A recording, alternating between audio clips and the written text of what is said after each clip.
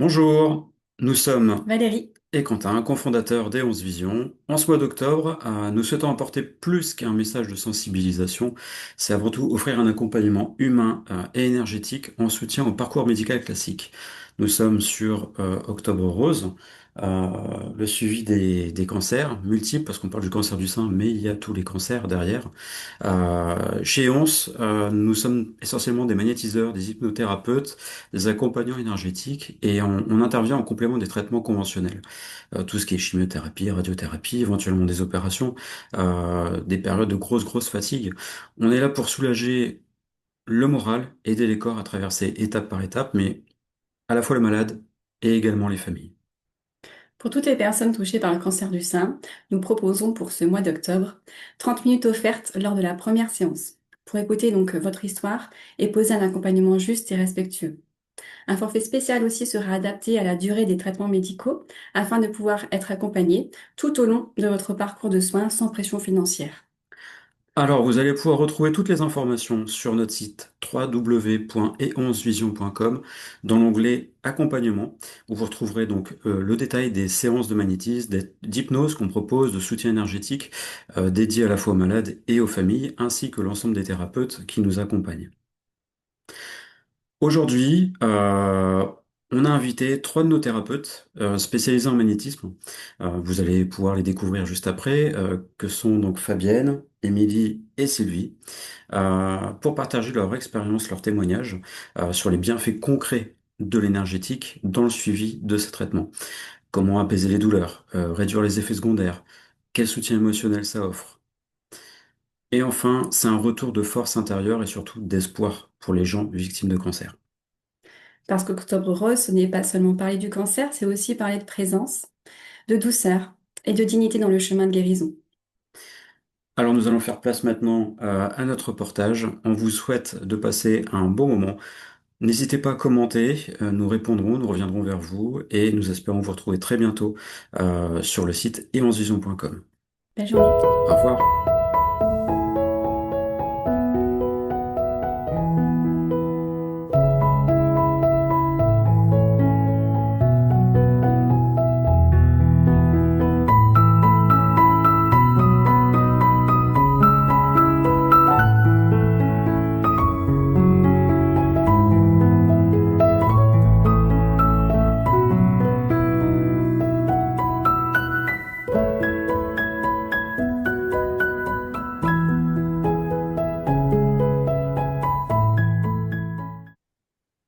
Selon moi, on peut accompagner les personnes atteintes de cancer de plusieurs manières. Déjà pour gérer, atténuer leur stress, puisque ils ont reçu le choc déjà de la nouvelle, plus après les traitements ou pas selon les personnes. Oui, Donc on peut déjà diminuer ce stress-là, cette anxiété, les peurs, travailler sur les peurs, travailler sur la tristesse, la colère, toutes les émotions finalement qui les submergent. On d'accord. peut également travailler sur les douleurs qui Mhm. peuvent avoir soit suite au cancer, soit les effets secondaires de la chimiothérapie et de la radiothérapie. Oui. Donc en coupant le feu et en faisant du magnétisme pour aider à soulager en fait toutes leurs douleurs. Alors, moi, je voulais remettre l'église au milieu du village avant, je sais pas si ça Mhm. se dit, parce que le cancer, déjà, c'est quoi et comment il attaque la personne? Déjà, le cancer, c'est vraiment des cellules qu'on a tous déjà en soi, et à un moment, il y a un système qui va faire que ça va switcher et qu'on va plus réussir à les dégager et qu'elles vont venir venir manger nos autres cellules et contaminer nos autres cellules et Ouais. détruire finalement des systèmes. Donc, ça va venir nous attaquer physiquement. Ça va venir nous attaquer émotionnellement et énergétiquement. Mhm. Donc, pour répondre à la question, comment est-ce qu'on peut les accompagner? Ben, ça va être du soutien pour les mots physiques, Oui. du soutien pour l'émotionnel et du soutien au niveau énergétique, puisqu'il y a d'autres corps qui vont être impactés que les corps physiques. Alors, physique, ben, on va avoir le soulagement des douleurs, on va avoir le soulagement des brûlures, Oui. notamment par rapport à la radiothérapie. On va avoir des apaisements au niveau du stress, au niveau émotionnel, Mhm. au niveau de la personne qui se fait traiter, mais aussi au niveau de son environnement. Euh, Au niveau énergétique, on va avoir un regain de vitalité. On va pouvoir aussi travailler sur les mémoires, ça c'est important, Mhm. Ah parce oui, que s'il y a un cancer, c'est qu'il y a quelque chose qui l'a généré. on En va les chercher. spiritualité, en magnétisme, en énergétique, on suppose que un cancer vient, entre guillemets, d'une émotion, d'une mémoire qui n'a pas été digérée et qui est restée coincée, et du coup qui vient réveiller ce système cancéreux. Alors, moi, ce que je pourrais dire par rapport au magnétisme et au cancer, c'est que c'est un très bon complément avec la médecine conventionnelle. Hein, c'est intégratif, c'est-à-dire que ça amène beaucoup d'apaisement, je dirais d'acceptation aussi de la maladie Mhm. et puis d'acceptation des effets secondaires liés à la maladie. Oui, Euh, et aussi des traitements, hein, parce que quand on t'annonce que tu as, je sais pas, 6 cures de chimio, bon, voilà, ça permet d'accepter et de pouvoir, je dirais, traverser cette épreuve avec beaucoup plus d'armes et de solidité.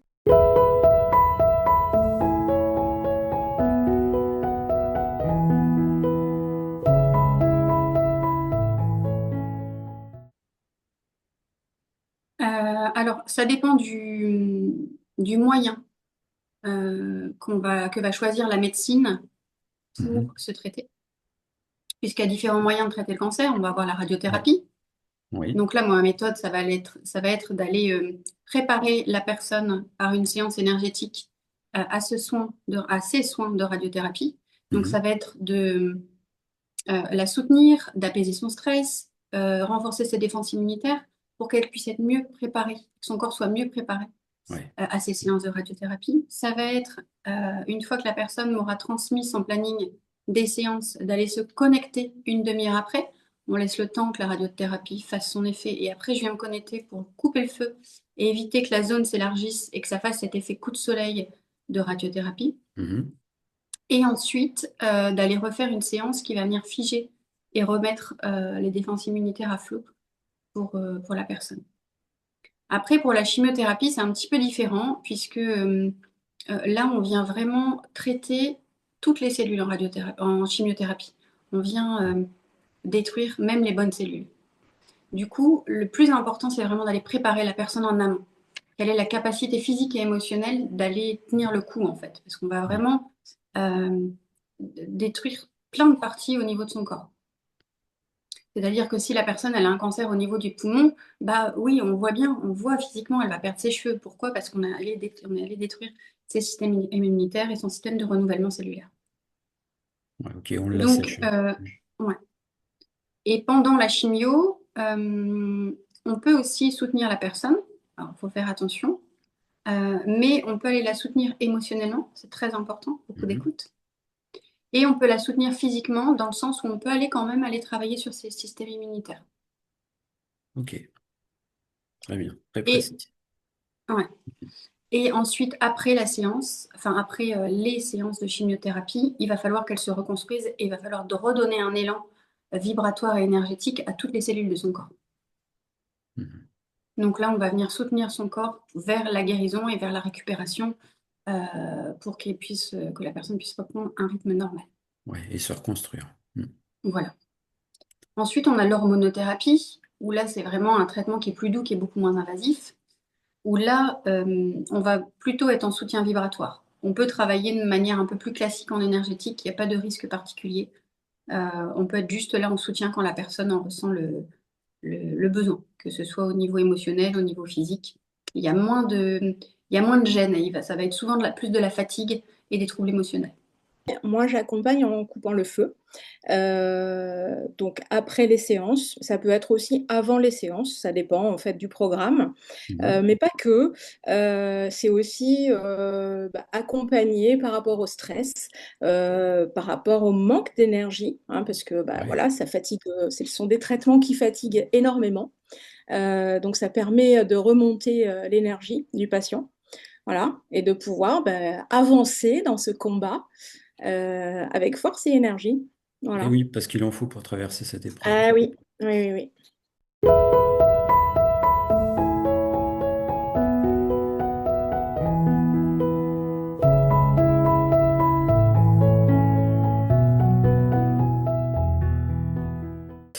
Est-ce que tu as un exemple ou un témoignage de personnes que tu as aidées en phase de cancer? Là, on est ciblé aujourd'hui sur le cancer du sein avec Octobre Rose, mais il y a peut-être d'autres personnes que tu as suivies pour d'autres cancers aussi. Oui, j'ai un monsieur en fait que je suis depuis un bon moment maintenant, qui a un cancer au niveau du foie. Mhm. Voilà. Donc il a été opéré une première fois, plus voilà la chimiothérapie qui est quand même assez longue pour lui et qui a eu plusieurs effets secondaires. Donc il a fait appel à moi. Notamment, alors lui, c'était pas trop des brûlures qu'il avait, mais c'était plutôt au niveau circulatoire, c'est-à-dire Mhm. ses mains, ses pieds, ses jambes gonflées, et il ne pouvait plus se déplacer correctement en fait. Ouais. Et ça impactait forcément sur son moral puisque il ne pouvait plus bouger de chez lui. Ouais, on perd le lien Donc social. avec, et Mhm. oui, donc avec le magnétisme, voilà, j'ai pu l'aider à résoudre son problème et qu'il puisse sortir de chez lui, se promener, prendre le soleil entre ses séances de chimiothérapie et même au niveau de son moral, voilà, ça l'a bien aidé. Oui, bien sûr. D'ailleurs, elle m'appelle toujours sa petite fée. C'est la première personne que j'ai traitée en radiothérapie. Et en fait, la seule fois où elle a oublié de me prévenir que son rendez-vous en radiothérapie avait été décalé, elle a eu cette brûlure, cet effet brûlure. C'était un cancer du sein. Ouais. Elle a eu cet effet brûlure et cet effet coup de soleil. Elle avait oublié de me prévenir. Donc, j'ai fait une séance a posteriori pour récupérer ça. Mais sinon, pour elle, tout allait bien. Elle ne se rendait pas compte parce que c'était sa première radiothérapie. Et pour elle, elle se disait, mais moi, je sens rien, en fait, tout va bien. Il y a les personnes qui sont des personnes cancéreuses en fin de vie, où là, on peut aussi les accompagner, même si le cancer est trop avancé et qu'on ne peut pas les aider en cours de traitement, eh ben, il faut qu'on est quand même là pour les soutenir, non seulement au niveau émotionnel et au niveau physique. On peut apaiser leur douleur, on peut faire que ce soit beaucoup plus doux. Mhm. On est là pour leur créer vraiment un cocon. Ouais, c'est très juste. Mhm. Et ensuite, il y a des personnes qui ont des cancers et qui choisissent de ne pas faire de traitement. Ce n'est pas du tout quelque chose que je conseille, mais c'est un choix vraiment qui est très personnel. Et s'il y a des personnes qui sont dans ce cas-là, forcément, on est aussi là pour les accompagner. Mais c'est tout aussi difficile de se traiter avec traitement que sans traitement. Et son Il traitement, faut oui. une force émotionnelle assez forte puisque ça va impliquer un changement de vie, ça va impliquer un changement comment dire, de régime alimentaire, un changement vibratoire, un changement énergétique pour aller contrer et d'aller rechercher justement d'où vient ce cancer.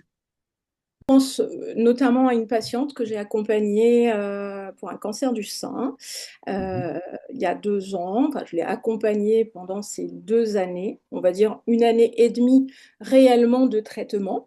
D'accord. Bon, là maintenant, elle a terminé ses traitements chimio, radio, etc. Elle est juste sur un traitement suivi en hormonothérapie, mais elle Mhm. continue quand même à venir pour son bien-être parce que voilà, elle a bien compris que c'était un accompagnement qui lui était bénéfique et nécessaire. Et j'ai envie de dire que maintenant, elle me dit, mais moi, je peux plus m'en passer, en fait. Une Et oui. séance tous les 2, 3 mois, ben, ça me fait du bien. Voilà, Mhm. ça m'apaise, ça rééquilibre. Voilà, C'est c'est très très c'est complémentaire, hein, un les deux exemple. traitements. Après, bon, bah, tous les cas sont différents, hein, bien évidemment, en fonction Bien de sûr, bien sûr. type Alors de là, c'est vrai qu'on est cancer. ciblé sur Octobre Rose, donc notamment le Oui, là, on cancer est du sur le sein, cancer hein. du sein, bien sûr. Maintenant, c'est vrai que ça fonctionne sur tout type de cancer. Ah ben Il y a absolument, pas de hein, oui, oui, limite, oui, hein. l'accompagnement, il est pour tout type de cancer, hein.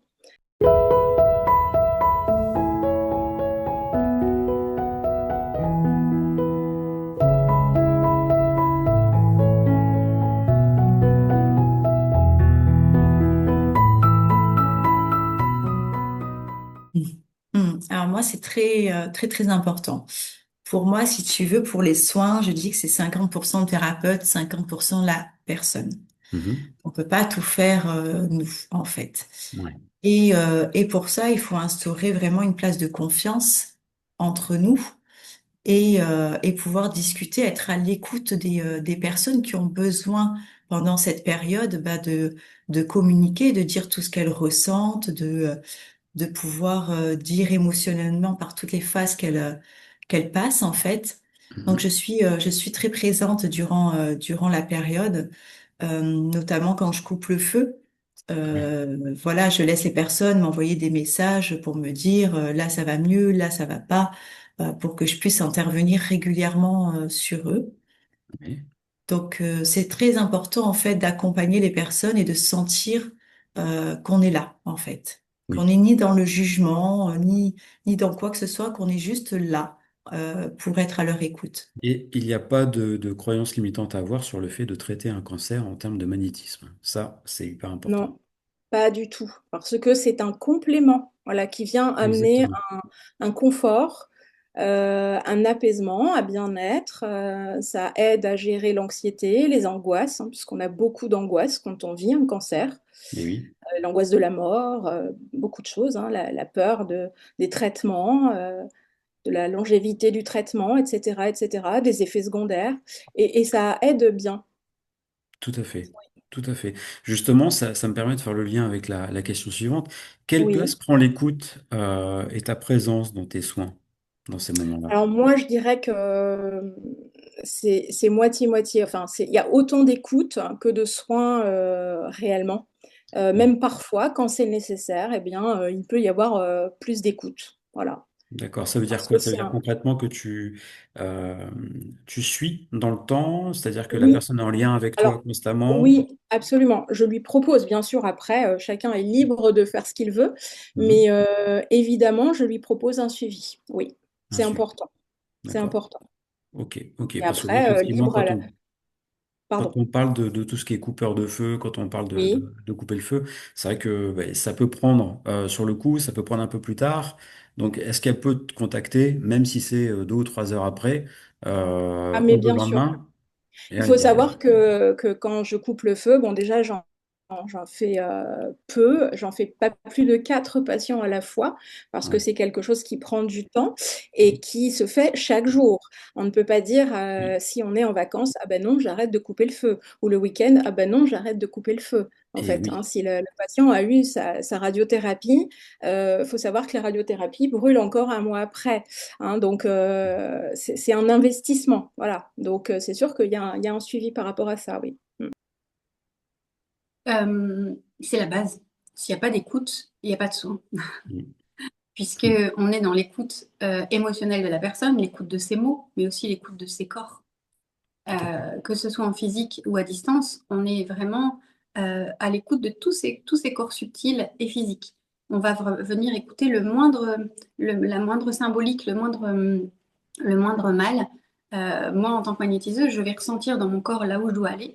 Donc, je sais typiquement où va être la douleur, même si la personne qui est peut-être trop fatiguée pour dire ah, j'ai mal là, ou la douleur est peut-être tellement partout que moi, je sais où on peut aller. Et ça, c'est intéressant aussi. Et puis, des fois, il y a des messages qui arrivent et qui viennent aider la personne à s'apaiser ou qui viennent l'aider à savoir pourquoi le cancer s'est déclenché à cette période-là. Oui. Et ça, c'est intéressant parce qu'on vient remettre des mots sur des mots et ça permet des acceptations profondes qui Mhm. permettent aussi d'accélérer la guérison. Oui. Ah oui. Et de commencer le travail sur soi. Voilà. Et parfois d'éviter que ça revienne. Ouais, c'est surtout ça, c'est la récidive.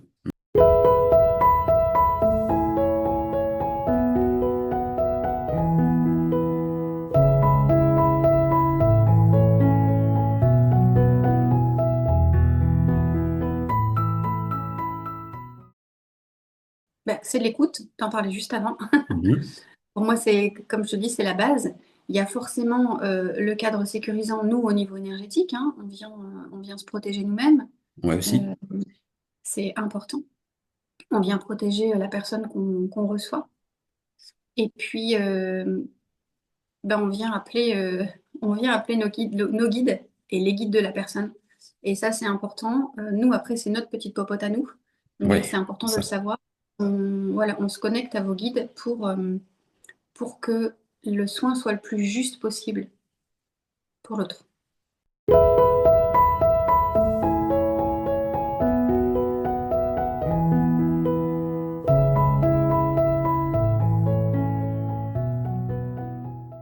Ok. Qu'est-ce que tu ressens, toi, en tant que praticienne, quand tu fais ça? Alors, que ce soit pour le cancer ou pour les autres, j'ai toujours ma place, en fait. Je suis pas plus empathe parce que les personnes ont un cancer. Pour moi, je place les personnes au même degré, si tu veux. Je suis là, j'accompagne toujours dans la bienveillance, dans l'écoute. Euh, je suis juste là en tant qu'accompagnatrice, je vais dire ça comme ça. Mhm.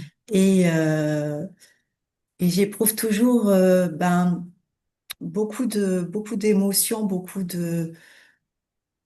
d'empathie en fait pour eux. Je trouve qu'ils sont très très courageux en fait Ouais, c'est euh, important de le souligner. Mm. de vivre ça, de prendre conscience, voilà qu'il faut pas se battre avec son corps, mais qu'il faut être là justement pour apprendre à l'aimer, à s'occuper de lui. Mhm. Et du coup, je les amène petit à petit justement à ça, à plus se battre contre leur corps, mais à apprendre à l'aimer. Ouais. Donc, euh, donc voilà, je ressens beaucoup de fierté en fait pour eux. Ben, je dirais que moi, je fais mon boulot, ce que je sais faire. Voilà. Ouais. Euh, Après, ben, enfin, pour moi, c'est un accompagnement, je dirais, comme un autre. C'est une autre forme de prise en charge. Mhm. Mais j'avoue que j'ai quand même un petit truc en plus, si je puisse utiliser ce terme. Ouais. C'est que, c'est que moi-même, je suis passée par cette épreuve, donc je connais le Mhm. sujet. Donc, il est vrai que ben, voilà, je suis peut-être investie un petit peu plus. Bon, voilà. En tout cas, c'est quelque chose qui me tient à cœur. Voilà. Euh, Qu'est-ce que ça m'apporte? Moi, j'ai juste de la gratitude de pouvoir les accompagner dans leurs problématiques de vie. C'est le seul mot que j'aurai, puisque j'en retire aucune satisfaction personnelle. C'est mon métier, c'est ce que j'aime faire. Mais non, c'est vraiment de la gratitude de pouvoir les aider à se sentir mieux.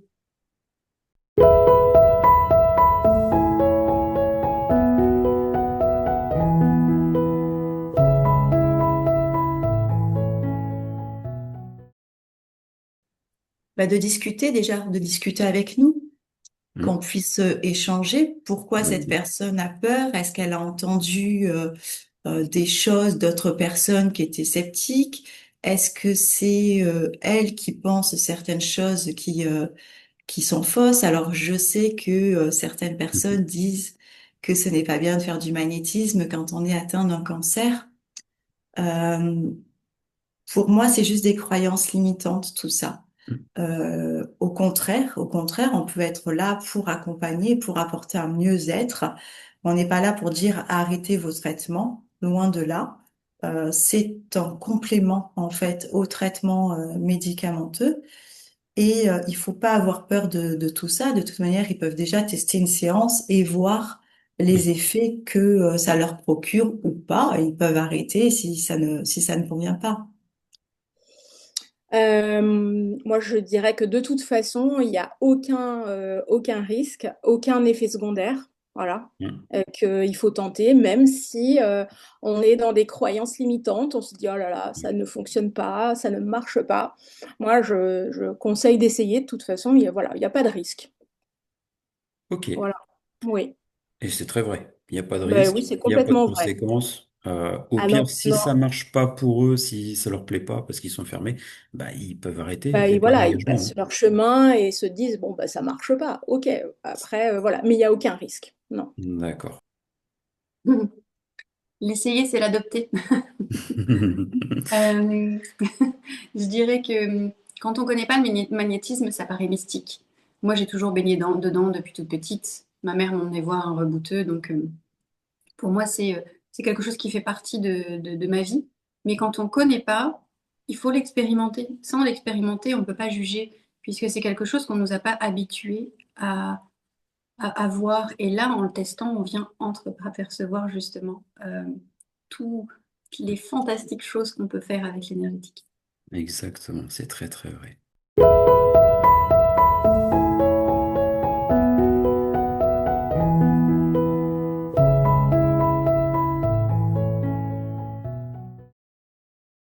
Oui, bien sûr. Moi, je suis autant les personnes qui ont le cancer que l'entourage, en fait.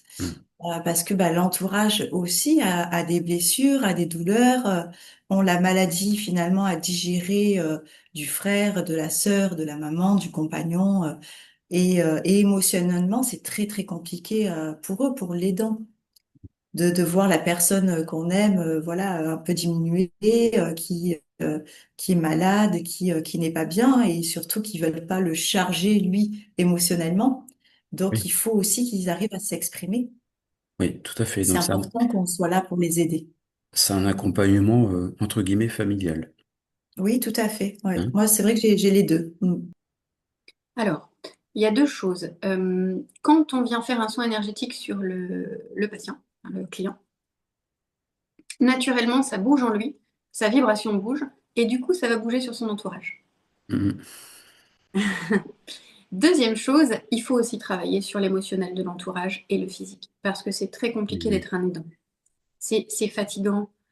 C'est fatigant d'aider la personne, puisque elle est différente. C'est plus la même personne qu'ils sont en face d'eux.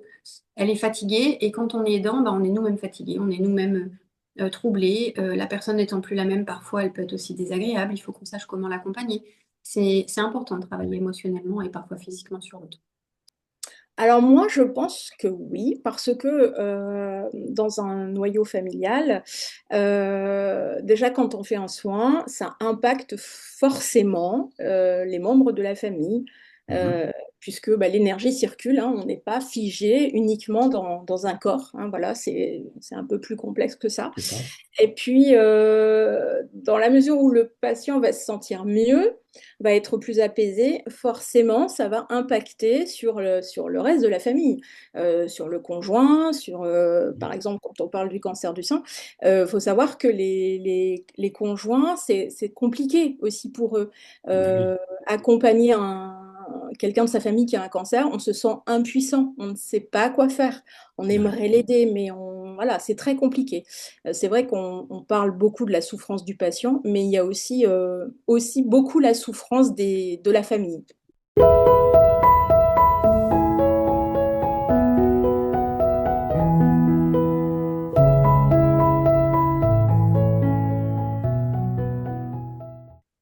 Alors, c'est un peu ce que je disais tout à l'heure, mais le magnétisme et l'énergétique, c'est quelque chose qui se vit.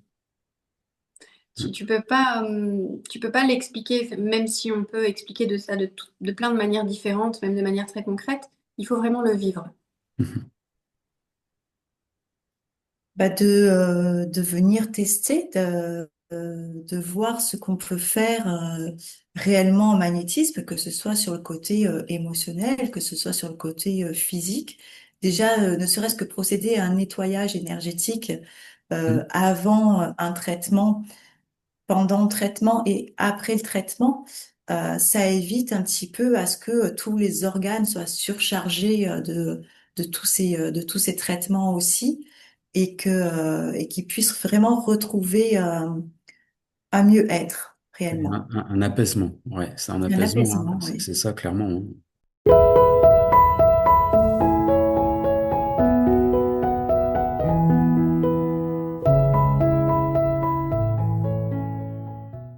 Moi, je dirais l'essayer, c'est l'adopter.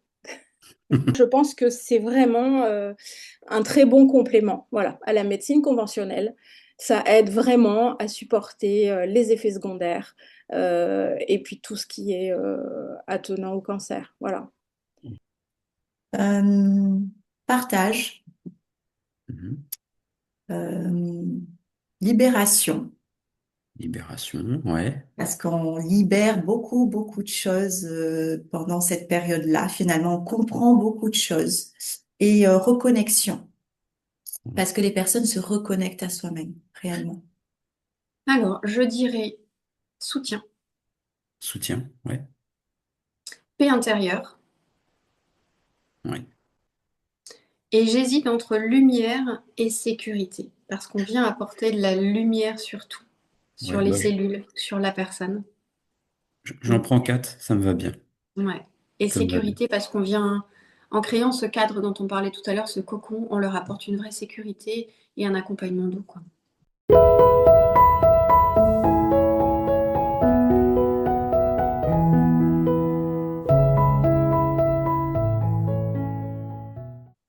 déjà, on va faire une anamnèse ensemble, c'est-à-dire que je vais lui poser certaines questions de sa vie, au niveau de ses antécédents, un petit peu, qu'est-ce qui s'est passé, est-ce qu'il y a eu un trauma dans cette vie-là, dans une vie antérieure, etc.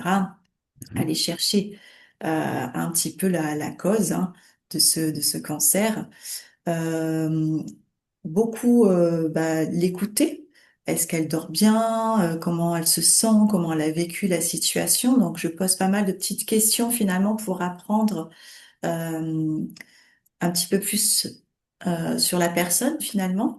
Ouais. Et ensuite, on va procéder à la séance, voilà, avec un petit peu de musique, un petit peu de relaxation au début. Je procède par un nettoyage énergétique déjà de tout son corps, de tous ses corps, Mhm. un réalignement et après je travaille aussi bien l'émotionnel, organe par organe aussi. Nettoyage, je protège chaque organe finalement qui n'est pas censé recevoir la chimio pour éviter qu'il soit encombré de traitements inutiles. Mhm. Celui qui doit recevoir la chimio, je ne mets aucune protection pour que lui puisse recevoir le traitement dans de bonnes conditions. Ouais. Euh, et ensuite, après la séance qui dure à peu près 1 heure, on repartage un petit peu sur ce que la personne a ressenti, sur ce que moi aussi j'ai ressenti au niveau de son état émotionnel, de son état physique. Alors, bon, donc je donne rendez-vous à la personne. On échange, en fait, sur au moins pendant 1 heure. Mhm. Bon, en plus, j'utilise mon expérience d'infirmière et c'est vrai que j'aime Oui. bien poser un petit peu des questions d'un point de vue médical, un petit peu pour connaître tout le panel, parce qu'il n'y a pas que le cancer. Oui, Euh, bien sûr. et puis moi, je me pose toujours cette question, le cancer, quand et à quoi ça sert, en fait. Ouais. Donc c'est bien un petit peu d'aller comprendre l'environnement de la personne, voilà, que ce soit émotionnel, psychologique et autres. Ça peut s'expliquer par un choc émotionnel, mais bien d'autres choses. Donc moi, je mène une séance comme ça. Je discute D'accord. pendant 1 heure et puis après, eh bien, je fais le soin de mon côté, voilà, à distance. Un exemple de séance, alors déjà, il y a un échange. Moi, j'accueille la personne dans ce cocon dont on parlait tout à Mhm. l'heure. Elle vient m'expliquer un petit peu sa problématique. Moi, je Mhm. viens l'écouter, poser des questions pour venir ajuster, que ce soit les circonstances, que ce soit le cadre familial, voir un petit peu comment ça se passe autour d'elle, pour voir le Mhm. soutien qu'elle peut avoir, pour voir de où ça peut venir aussi, hein, si c'est Oui. facile ou si on va venir dans l'écoute du soin énergétique. Ouais.